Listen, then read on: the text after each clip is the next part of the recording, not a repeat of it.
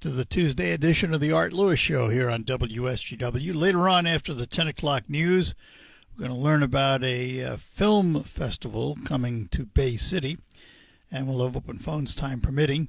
At 11 o'clock, the subject on focus will be the Karmanos Cancer Institute. But for this hour, we're going to spend time talking about an organization that's been around for some time, and we'll tell you about it this morning. It is the Underground Railroad. And with us this morning, its president and CEO. We say good morning to Christy Birchmeier. And Christy, good morning to you. Good morning, Art. Thank you for having me here this morning. Sure, absolutely. All right, I think, as I like to do every time we talk about these things, we need an overview of the Underground Railroad, maybe a little history, and what it does. Great. The Underground Railroad started in 1977 by a group of women here in Saginaw County who felt a need, who saw a need for a shelter for abused women.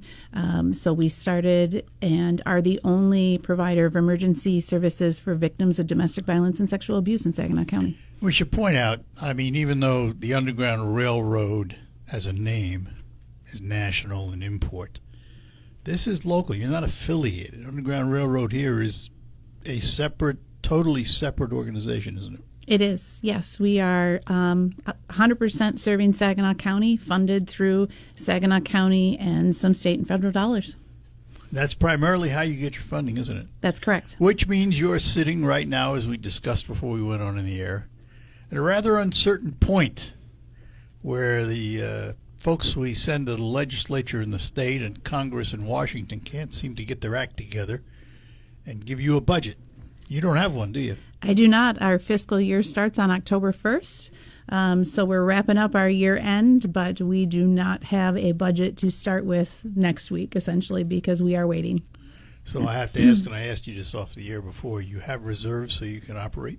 We do, yes. We have some to keep going. We've been very fortunate with the community and the support of the resale store, actually, so we're really counting a lot on the resale store to carry us through this uncertain time in the next month, or hopefully not much longer than that, but within the next month. Tell everybody where the resale store is located. The resale store is located on 5647 State Street.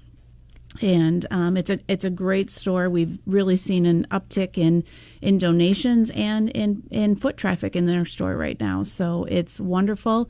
We do support the people in our emergency shelter with the resale store. So if you come into services, you have to flee and you don't have a lot of resources with you, you don't have extra clothing or extra personal items, we allow you to go over to the resale store and kind of pick out what you need. So it's really twofold. I mean, it gives back to our program, survivors and participants, and then it helps the community and it helps our bottom line.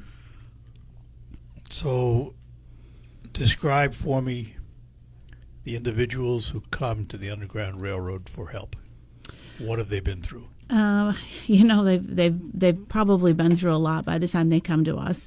We have a 24/7 emergency crisis line, so you can call, you can talk about what you're going through, you can tell your story. Not everyone's ready to leave when they first call. They maybe want information, they want to know what the intake process is like, they want to know what living's going to be like, what the next steps are, and we really walk them through, and they may call 2 or 3 times and decide they have enough resources.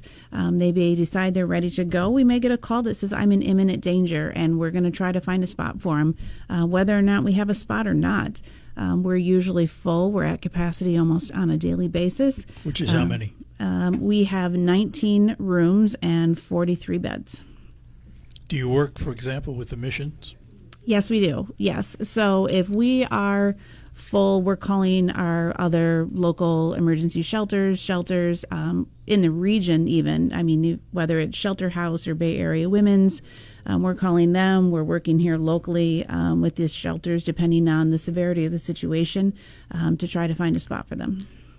I just have to ask, what does this say about society when for years and years now we've fought against domestic abuse? It's well publicized, not stigmatized. It's, everybody understands that it's bad. Yet the demand doesn't seem to go down. What are we missing? That's a good question. I mean, if we knew that, I wouldn't be sitting here today. And it's unfortunate. We do a lot of prevention work in the county, specifically in schools. We do a K through 12 healthy relationship curriculum. And I mean, in 2024, we reached just over 3,000 students here in Saginaw County to talk about those healthy relationships. But yet we're still getting phone calls every day. We're still turning people away because we don't have a spot for them. And it's sad. Average length of stay?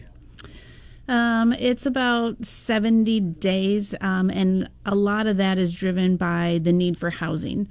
So we get a lot of people who maybe come for a night or two, but then we get people who really don't have a place to go and they need housing. And as you know, affordable housing in the community is also difficult. And that's what draws out our length of stay, is trying to find, a landlord to work with, a housing community, and working through that.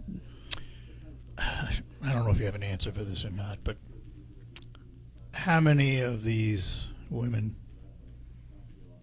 leave the shelter and go right back into an abusive relationship? I don't have a number to put on there, but I can tell you it's a fair amount. And we always hear, why do they go back? Why don't they just leave? But we just try to educate them. We try to educate them on the dynamics of domestic violence, on power and control, on perpetrator dynamics, and give them the information and the resources that they need, and hope that when they're ready, we're here for them, and we can help them out whenever they decide is the time that they don't want to go back. And we should point out that we're not just talking locally. This is a national problem. Absolutely. And it's hard to interrupt, isn't it? It is. Even though somebody may ask for help and want to leave that abusive relationship, they either go back to it or find another one just like it. And, we've often heard that it's a vicious cycle. Mm-hmm. How do you interrupt it? It's hard. We just try education, and we try to empower them to make the decision that they need to make, whether it's for them or if there's children involved. We just try to, we have advocates available that work with them, whether you're in a residential program or a non-residential program. And sometimes it's just being a listening ear and then providing resources available to them and helping them to make the decision. And how many of them have gotten law enforcement involved? Probably a lot. I mean, we have the PPO office in the courthouse. We have 4 court advocates over in the Saginaw County Courthouse to help with legal issues, to help, let the victims know where their assailant might be if he ends up in jail, if he's booked, if he's not booked, where he's at, and trying to keep up on that as well. Not easy, is it? It's not. And you just don't rest. There's never a time off, is there? There's never a time off. I mean, we're 24/7. There is never a day off for us. Which probably is the saddest of all commentaries. Yes. When you think about it, the fact that this problem has been around forever, and we have not found a way to make it go away. We have not.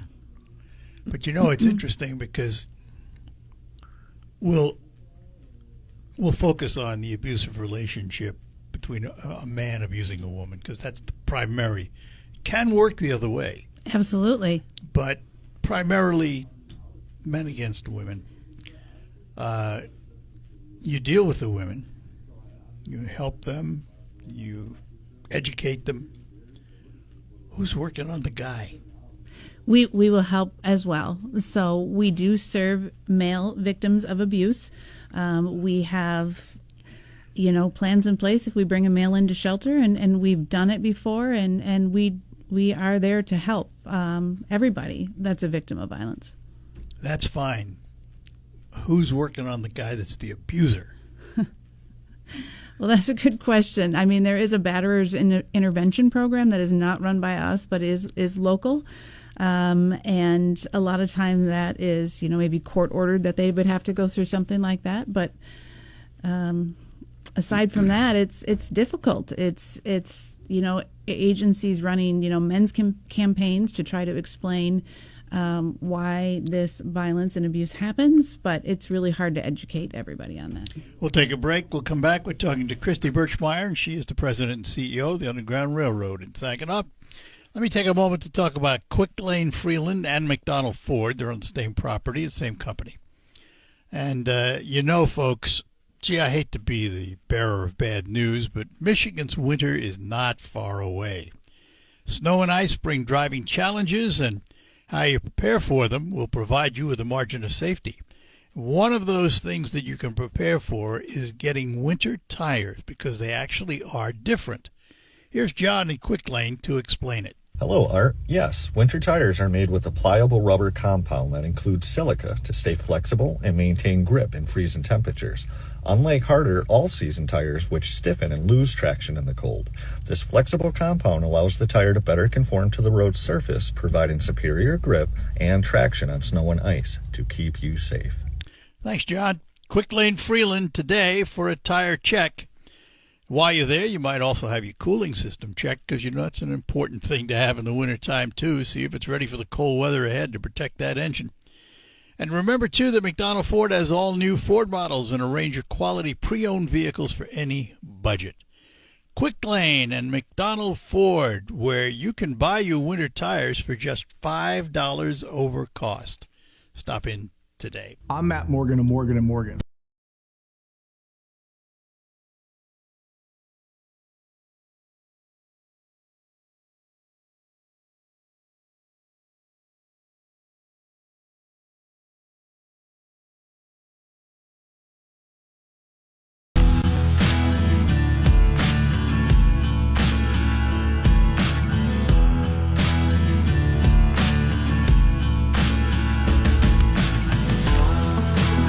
Back with you, talking to Christy Birchmeier, president of the Underground Railroad in Saginaw. So, Christy, if we'll stick to women right now. If a woman finds herself in a abusive situation and wants to get out of it, what's the first step? What's the protocol of getting to you? The first step would be to call our crisis line. Call or text our crisis line, and they could call at 989-755-0411. You can also text in if that's easier, because we understand sometimes making that phone call is difficult. We don't know who's around. We don't know if things are secure. So you can text to 989-770-8892, and you would get a crisis advocate on the phone and talk through the situation. So let's talk about some of the services. Let's talk about the emergency response program. Mm-hmm. How does that work? So our crisis line, again, would answer your call or your text, would assess the situation. You could call just to talk through your situation. You could call and say, I'm ready to flee, and we would be able to assist that way. Sometimes, unfortunately, we get on-calls from the local hospitals who might call and say, we have somebody here, they need shelter, they are in danger, and we will go, our emergency response team will go and bring them back. Sometimes law enforcement will show up at our door. It could be 2 o'clock in the afternoon, it could be 2 a.m. With someone that is trying to flee a situation that happened. Is this all paid staff, or do you have volunteers? We have 54 paid staff right now. How many? 54 paid staff. Well, no wonder you want your budget in place. Yes, we're a lot larger than people realize, but we also utilize a lot of volunteers. I mean, we utilize over 600, close to 700 volunteers a year to help our organization run. Doing what? They can be doing anything from volunteering in the resale store, volunteering at emergency shelter, helping to spruce up the space, helping to organize. Interns, we get a lot of interns, that come and volunteer that want experience, that maybe are going to school for social work or criminal justice. So we utilize a lot of volunteers throughout our day-to-day. They all vetted when they apply? Yes, absolutely. We want to make sure we're having the best volunteers for us, and there's no hidden agendas there, especially if they're going into a space that's an emergency shelter or supervised visit. So how many of these women show up at the door with a child, and how do we deal with the children? A lot. I mean, we a lot of times have twice as many children in shelter as we do adults. There's a lot of running and feet that you can hear upstairs, especially when you're downstairs in the offices. So we get a lot of kids come into our shelter, and it's sad. The kids are witnessing that violence. They're seeing that violence, and they're fleeing also, and their life is being turned upside down as well, which is oftentimes why it is so hard to leave, and because of that situation, children and pets. And no, I never thought of the pets. Yeah, we do have a pet shelter. So you can bring your dog or your cat into shelter if we have the space. We do allow pets. We do have the dog runs out back, and we've had to cat-proof a few things here and there. They can climb, but we do have the pet shelter, which makes it a little bit easier sometimes too to leave. I have to ask how secure the facility is.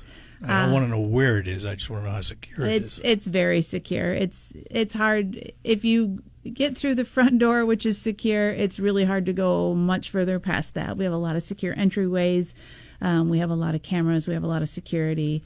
We're part of the job of the residential advocates who are serving in shelter is security of the building, knowing who's in the parking lot across the street, and what's happening in the surroundings of the building. At one time, and I remember this because I dropped some off, you collected used telephones. Yes. Smartphones, dumb phones. Yes. But regular, everyday, carry wireless phones. Mm-hmm. Still do that? We do. A lot of those are repurposed for 911 phones. So that's what you can dial on them, 911 yes, and 911. Nothing else. Yep, they're 911 phones, and those are needed, unfortunately. Still collect them. We do collect them. You can drop them off at the resale store. It's usually the easiest place to drop them off, and we collect them. And your offices are there too, right? The administrative offices. Yep, are there. Our outreach office, supervised visitation is out there, and our therapy suite.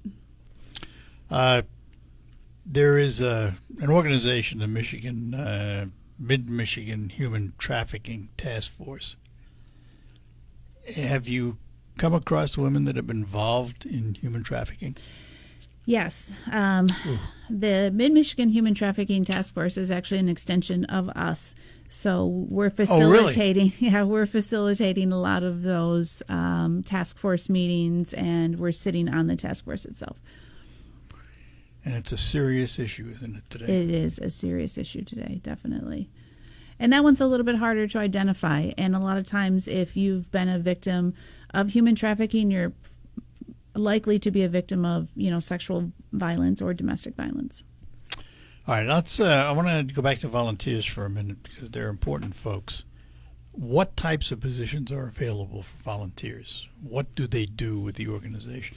It just depends. Sometimes we get groups that come in and want to volunteer. So I believe we have a group coming in next week to do some painting over at the shelter. When you're putting through, over 600 individuals a year, I mean, there's wear and tear on the building, especially when we have kids and there's not a lot of space for them to roam. So you may come in and do some painting, some yard work, some sprucing up around the facility. We get groups that want to come in and volunteer at the resale store. We get individuals that want to come in and volunteer because we get a lot of donations, a lot of stuff to sort out. We get a lot of donations over at the shelter building, hygiene products and things. So there's always a lot of sorting and organizing. But also, we need people to help cover reception sometimes. We take interns, again, as I mentioned before, and there's a lot of volunteer opportunities, and we're really creative with trying to find places for our volunteers to work. And correct me if I'm wrong, if you have, for example, a bag of clothes or something you want to donate, don't take it in the front door of the store. Go around the side of the building. Yes, the side of the building. Yep, in between the two parking lots. We're on the west side. We have a donation drop-off door over there. Somebody will come out and Yes. help you out with it. Absolutely. All right, we're going to take a break, and we'll come back. We're talking to Christy Birchmeyer. She's the president and CEO of the Underground Railroad in Saginaw. More ahead. This fall, get inspired by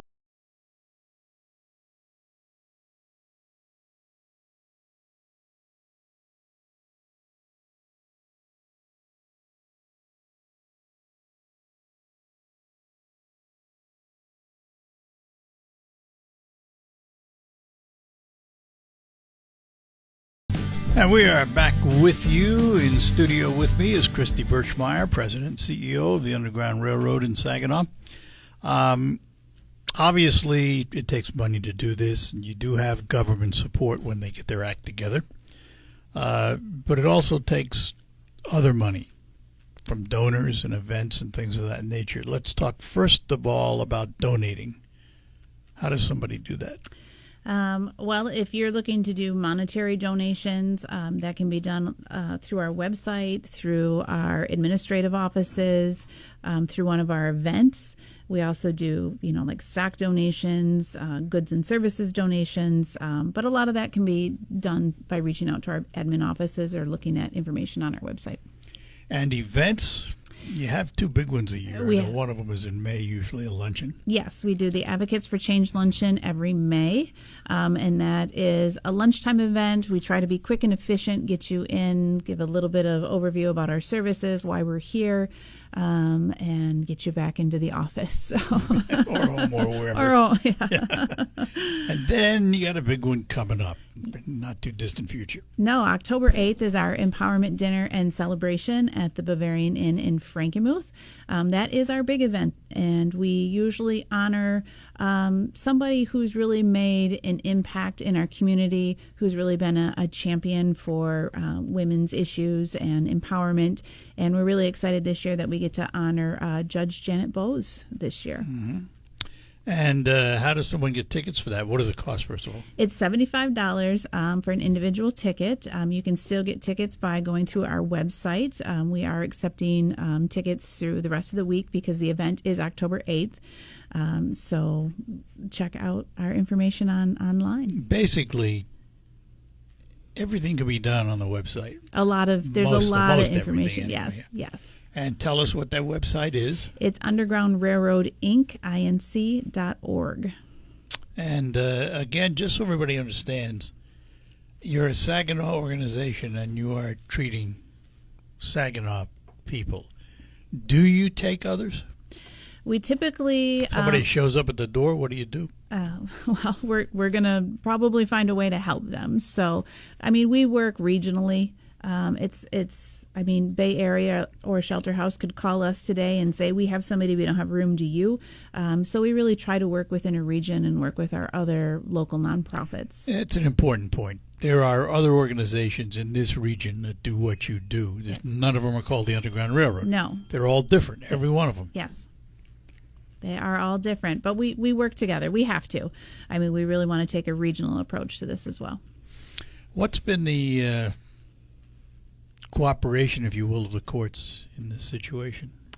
We are very fortunate to have very seasoned staff over in the courthouse that has forged some great relationships that really helps us. So we work well with the courts, and we really rely on them. We try to get over there to share our message, let them know why we're here, especially for friend of the court, so they know that we have our supervised visitation and exchange program, and there really isn't a need for you to exchange a child if the situation isn't safe in a public space. You can come in and do it in our facility where it's monitored.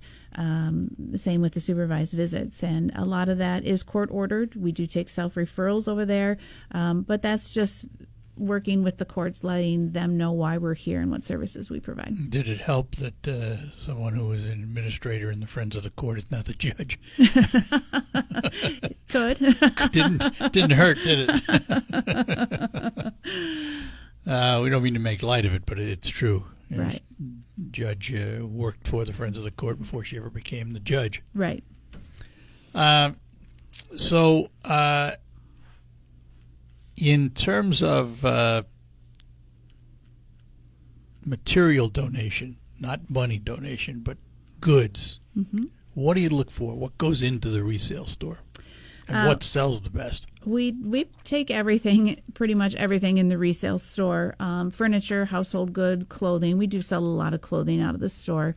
So any kind of household items. We typically don't take mattresses, but a lot of the other couches, furniture, plates, silverware, because that is being used it's being sold, but it's also being used. So if we have someone leaving shelter and they're going into a home and they need like a home startup, they need to come in and find some silverware, some plates, or some lamps. We try to, allow them to kind of shop the resale store as well.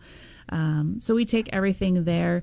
But then if you just think about everyday needs in our shelter also, shampoos, conditioners, hygiene products, we go through so many of that. So those are always items that we're looking for, food items. So a lot of goods get used. I have a friend who's an itinerant thrift store shopper. Shops the sales. This tag is discounted this day and so forth. Do you do that? We do, and our customers know what day, what colors are on sale. So we usually run a lot of sales. We do the colored tags, and we have a great following out at the store. And again, we're so fortunate for that foot traffic that comes in the store, because right now, as we're going into October, again with no budget, we're really relying on the funds from the store to kind of help us out in this uncertain time. And so it's a wonderful cause. I will take a break, come back with one more segment with Christy Birchmeyer, president of the Underground Railroad, Saginaw. The Stray Cats. All right, we're back with you here on WSGW, talking to Christy Birchmeyer, president and CEO of the Underground Railroad of Saginaw. I want to go back. Earlier, we just barely touched on it, but somebody asked a question about men who are abused, because it's not exclusive to women, although the percentages are way out of line. A man comes to you who's been abused. How do you deal with him, since everything you have is designed for women? Well, it's also designed for men too. I mean, we have plans in place, and we can accommodate that, because it's happened. It doesn't happen as often, for whatever reason. We don't get as many calls, but we can accommodate that. We can accommodate that in our emergency shelter, and we can accommodate that sometimes in off-site emergency assistance as well. Is there a separation, though? It has to be. There is a little bit when we put it in there. I mean, everyone has their own individual room, and then we would convert one of our communal bathrooms over into, male and female at that point in time. And I assume, it's a bad word, but I'm going to use it anyway. I assume the staff is there 24/7. Yes. Somebody's there. Someone is always there. Yes, we always have multiple people in the building 24 hours a day, 7 days a week. So, let's talk a little bit more about the thrift shop. When is it open? The thrift store is open Monday through Saturday from 9 to 7, and we take donations pretty much every day that we're open. Wednesdays we try to stay open a little bit later for donations, so we shift our donation time on Wednesdays, but we're there 9 to 7 Monday through Saturday. And you will take almost everything. Yes. We're not talking about junk that needs to be thrown away, but yes, serviceable, sellable items. Yes, serviceable, sellable items, yes, because, I mean, you'd be surprised. I mean, we do get stuff that maybe comes in broken or is hard to use, and that's just an added expense. So we try to find service sellable items that we can put on the floor that our customers and that need. Do you follow up with these women when they leave you at all? Yes. We do have a non-residential program and a housing program. So we have advocates that would reach out if you're not in shelter. We have advocates that reach out if you go into housing. So there's definitely follow-up. We're there for as long as they need us to be. Sometimes that's a long time, isn't it? It is. I mean, I have to believe that these women come in and sometimes leave psychologically damaged. Yes. You have to believe that. Mm-hmm. And can they, after they leave you, can they request help, services outside of living in the shelter? Yes, absolutely. You don't have to come into emergency shelter to use our services. we have services available whether you're there or not. We have our therapy services. Obviously, we have our court services, but we have our non-residential services. And we have sometimes people that just want to know that we're here. Maybe they're making it work in whatever situation they're in, but they just want that voice to connect with on a consistent basis to make sure they still have options, know we're there, and talk them through, and sometimes just be that ear. So a woman who's been abused wants to get out of the situation,